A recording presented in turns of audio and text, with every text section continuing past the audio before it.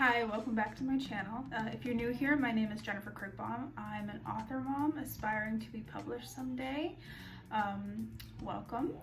And real quick, before I start the video, I just want to say a huge thank you to everyone that subscribed to my channel.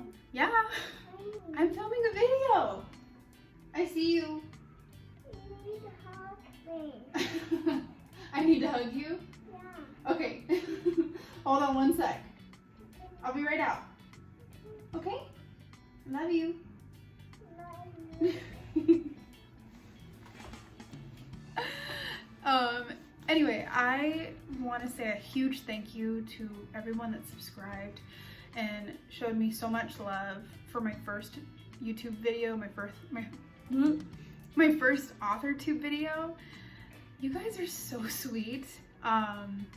I mean, seriously, that I did not expect that much love and support for my very first YouTube video. So thank you so much.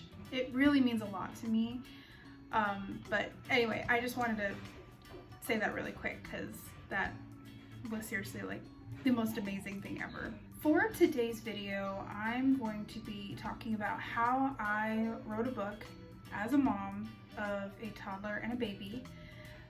And I'm also going to be including some tips for staying motivated so that you can also finish writing your book. So if you would like to find out more, then just keep watching. So I started writing my book back in 2016, but I technically didn't start actually writing it until 2019 when I joined NaNoWriMo for the very first time. Please excuse my daughter screaming in the background. I had first heard about NaNoWriMo through AuthorTube. I decided to give it a try. I had never heard of it before, but it seemed interesting. Everybody on AuthorTube at the time, when I first discovered AuthorTube, was doing it. And if anyone doesn't know what NaNoWriMo is, it is National Novel Writing Month, and it takes place the entire month of November. It's a little difficult to say the least because obviously, at least here in America, we're all getting excited for Thanksgiving, and usually you have like family coming in and lots of different things planned, and trying to write 50,000 words, which by the way, that is the goal of NaNoWriMo, is to write 50,000 words in a month. It is difficult to say the least. It is not for everybody. Mama. Yeah. Mama. Yeah. What are you doing? I'm filming a video.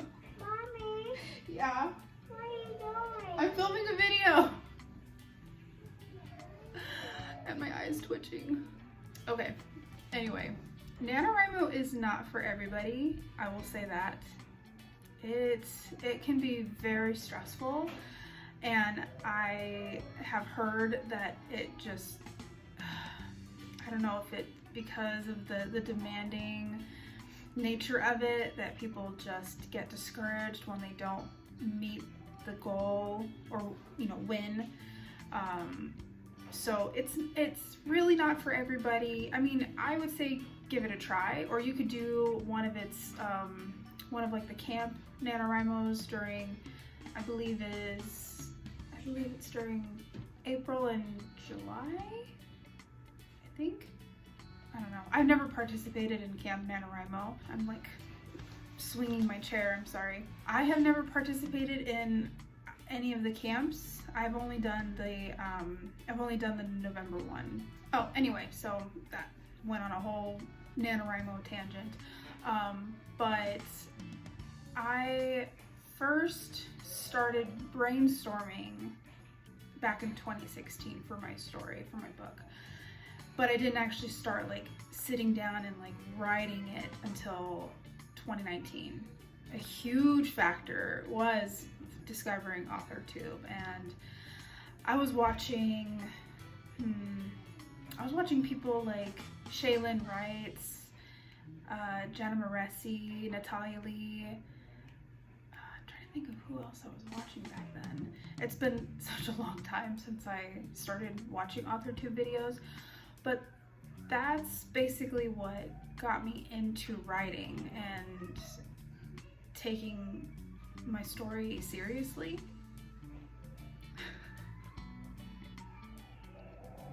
We're having tantrums out there, so my poor husband's trying to deal with that while I film these videos. Anyway, so yeah, I wrote the first 50,000 during NaNoWriMo of 2019, and then I wrote an additional 50,000 in NaNoWriMo 2020, despite all of the craziness from that year. So at that point I had about 100,000 words, and it still wasn't done at 100,000. I've said this a million times in multiple videos that my book is very big, but NaNoWriMo is a perfect way to get a good chunk of your book written, which is why I would recommend it, at least trying it, and it's a good way to motivate you. And I guess that I'll talk more about that when I'm talking about the tips. Now, having my second child was a huge game changer. Because somehow I had managed to win both NaNoWriMos in 2019 and 2020 with my first daughter, but she was pretty young back then and still taking naps, so like consistent naps, and so I was able to take advantage of nap time and bedtime in order to get the required words in order for you to meet your deadline. But then my second came, and that was back, she came early September, and at that point I was not ready. I had considered trying a new project for NaNoWriMo specifically, because at that point my book wasn't done, but I was not ready, and I needed to be realistic with myself, and so I decided not to participate in NaNoWriMo 2021. As much as it sucked, because then, you know, obviously you see a lot of the vlogs and everybody's documenting, you know, their time writing and participating in NaNoWriMo. But yeah, it wasn't gonna happen for me. I had way too much going on in my life on top of having a baby.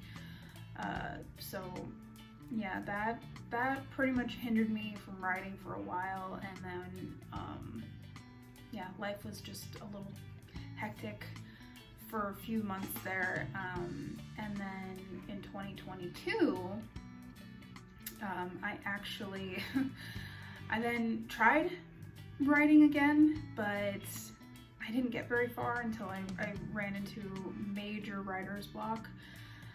I was just stuck on this one part of my story, and it made me freeze. I just could not find the motivation to write, and I don't know if maybe it was just because I had so much going on and I was tired and stressed, and just feeling like major burnout. But yeah, I did try to pick it back up in 2022, but then I met my critique partner, and how I met her was through a Facebook group for moms that write. It's Moms Who Write on Facebook. It's a really awesome group because everybody just can relate to each other being moms, and you have moms of all different seasons. You have ones that are raising little ones like I am, toddlers and babies, and then you've got moms that are, you know, raising teenagers, some that have grown kids. So yeah, it's a really nice community where everybody can show a lot of encouragement, at least that I've found. But yeah, there was a post, I believe, by the admin asking for people, I think specifically in the States, to list where you're from and try and connect with people that live in your state, and hopefully they live somewhat nearby. And I managed to find 2 that lived relatively close to me, so we decided to meet up in person, kind of like halfway for everybody. Yeah, it was a little scary at first. I was really nervous. I'm pretty introverted in real life, and so the idea of like meeting a complete stranger, let alone 2, was a little intimidating. But once I got there, oh my goodness, they're so lovely and sweet, and we had such a good time. One of them did end up kind of backing out, and so now it's just me and the one critique partner. The other one just had too many commitments going on in her life, which is totally fine. That's totally understandable. But my critique partner and I have been meeting consistently every other week for the most part. We meet like on Saturdays at a Panera and yeah, we just exchange ideas and our stories back and forth, and ultimately, because of meeting my critique partner, I was finally able to finish writing my book. And I do explain this in my authortube newbie tag, which I will leave a card somewhere on the screen, I don't know. Yeah, I think she was that final push that really motivated me to finish writing, because you know, we're both exchanging our stories, and I knew eventually I was gonna have to face the reality that my story wasn't done. And she seemed to be really enjoying it, and I was worried that I was gonna have to, you know, tell her that she won't be able to find out what happens next. So yeah, I basically sat down and I pushed through that writer's block, and I managed to finish it, which was such a nice feeling. And I truly, genuinely hope anyone watching this that is struggling to finish their book, that they will someday be able to get that moment where they finally type the end, because it's such a good feeling. I think I mentioned this in the, oh no, I think I mentioned this in the vlog, but I thought I was gonna cry, but I think I was just way too tired and just in disbelief that I had finally finished it. So yeah, I don't know, maybe you'll cry, maybe you won't. Anyway, so I wanted to include just some tips that personally worked for me. These may or may not work for you, but I found them to be very helpful in my journey to finishing my first draft of my book. So tip number 1 is watch authortube videos. And I don't mean specifically me. My videos are chaotic with kids. So if you're looking for kind of that aesthetic type video, where you have like the calming music and it just really gets you in the mood, this is not the video. This is not the channel for you, because there's just too much chaos and screaming happening in my videos. But if this is a motivation or a motivational channel for you, then thank you. And I hope you're able to use it to your advantage. But yeah, the authortube community is so welcoming, at least from what I've seen so far. I've gotten so many people that are on authortube that reached out to me when I posted my authortube newbie tag, and they were so sweet in welcoming me. But yeah, it's such a great resource, a free resource, whether you're like a beginner or you're a much more experienced writer. And I can make a separate video. I was considering making a separate video kind of talking about different authortube channels that I recommend, but more specifically, depending on the level of writing that you're at, because when you're first told that there's this whole other authortube community, which a lot of people have never even heard of, it can be really overwhelming because there's so many different types of authortube videos. There's, you know, the list makers, there's the vloggers, the, you know, kind of day in the life stuff. There's, you know, the more educational tips and tricks type videos. So I was kind of thinking of doing like a breakdown of like, okay, if you're this type of writer, if you're kind of at this skill level, then I would recommend so-and-so. So I don't know, let me know if that's a video that you guys would be interested in. I would say definitely check out authortube, and find one that that really resonates with you, and can really inspire you to get to writing your book. And number 2 is, like I had said earlier, join NaNoWriMo. And also, as I said earlier, it is not for the faint of heart. It is a lot of work. It's a really good way to hold yourself accountable, and you know, they have on the website, they have like these badges or pins or something that you earn every day, like little milestones that you hit. So if you're motivated by that, that might be a good option for you. But if you just get way too overwhelmed with how, I don't know if structured's the right word, but it can be a lot.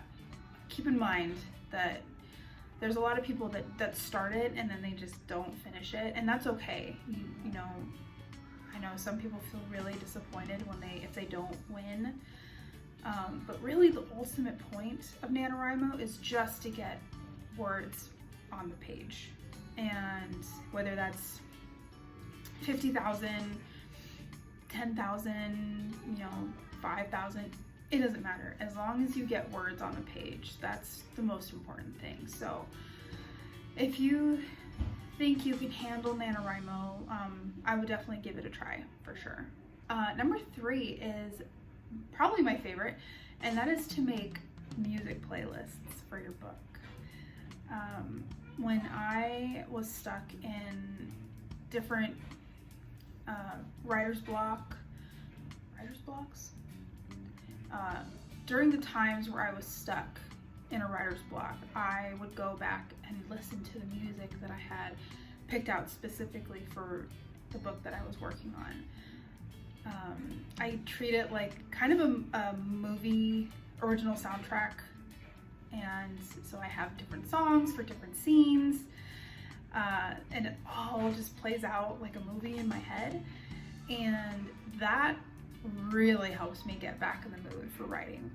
That is probably the most important one for me, at least, is to have some sort of you know, whether it's like lighting a certain candle or just having some sort of routine or something that triggers something in your mind that gets you like, okay, I want to write now.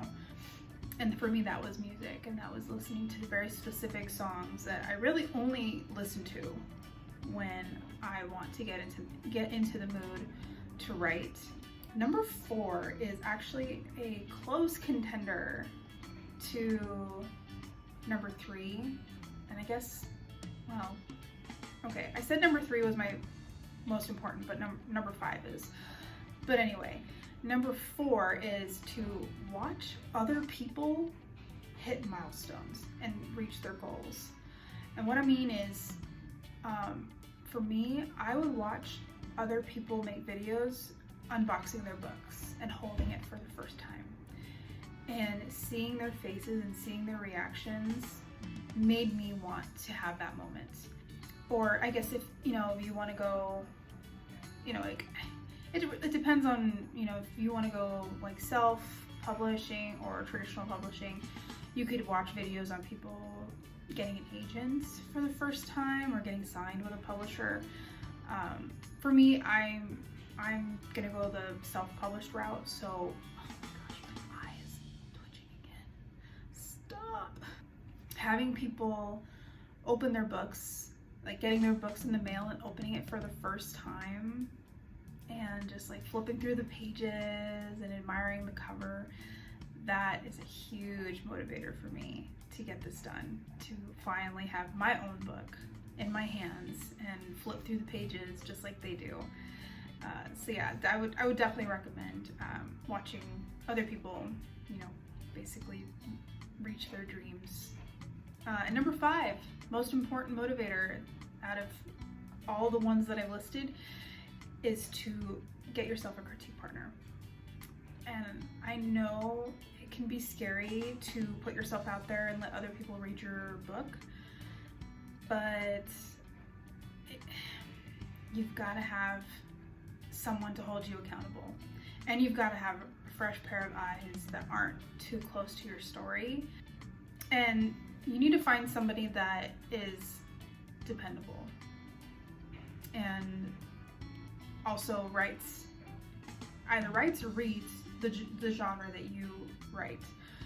Because, you know, if you find someone that doesn't really read fiction, or, you know, whatever your genre is, it's gonna be like pulling teeth to get them to finish your story. Yeah, they have to be excited about it. I would definitely say having a critique partner is one of the most valuable motivators I have ever had, and really that's what made me finish the book. Anyway, that is it for today's video. I hope this was helpful. I hope my tips can help you finish writing your book. And if there's any moms out there, stay strong. You know, if you can write a book, anybody can write a book, because writing a book with kids is really, really hard, but it is doable. I would know, I did it, and if I can do it, you can do it. But yeah, anyway, thanks for watching. If you like this video, subscribe, leave a comment, and let me know what other type of videos you would like to see, and I will talk to you next time. Bye!